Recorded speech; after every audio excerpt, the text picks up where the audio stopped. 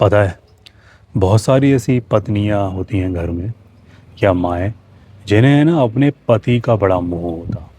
अब वैसे तो मोह होना चाहिए, क्योंकि उनका नहीं होगा तो किसका होगा। पर कई बार ये मोह इतना इतना अंधा होता है ना कि उनके आगे उसे कुछ और नहीं दिखाई देता।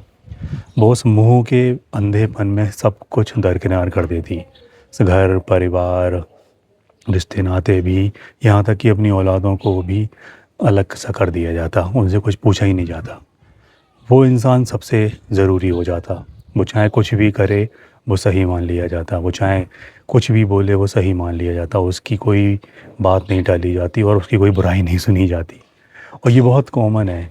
ऐसे में क्या होता है कि जो पति होता है ना, उसे एक चाबी मिल जाती है। उसे लगता है कि घर में तो एक इंसान है ही, जो कैसे भी करके पूजा पाठ से या कैसे भी सब सब की कराए वो धो देगा, कुछ भी गलत होगा तो।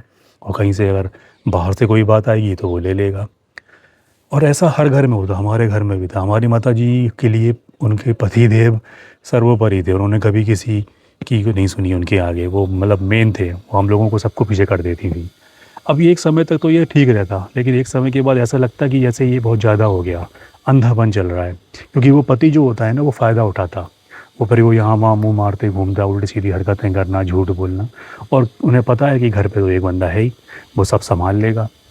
ऐसे घरों में आमतौर पर एक स्केपगोट होता है, एक बंदा होता, चाहे वो बड़ी लड़की होगी या बड़ा लड़का होगा या खुद वो औरत होगी, जो सब कुछ सहेगी, सारा ब्लेम ग्लेम ले लेगी, सारा जो भी ब्लेम होगा वो खुद ही झेल लेगी। वो कभी भी अपने पति के ऊपर नहीं आने देती और पति को इसका बड़ा फ़ायदा मिलता।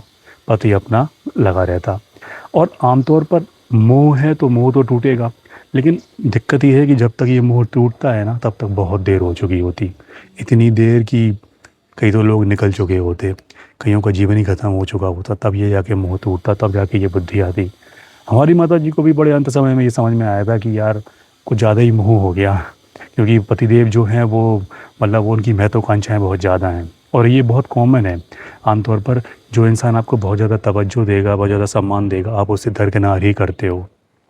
पर जो मोह है वो रह जाता, आप इसे हटा नहीं सकते, किसी न किसी रूप में वो मतलब उन लोगों में रहता ही है।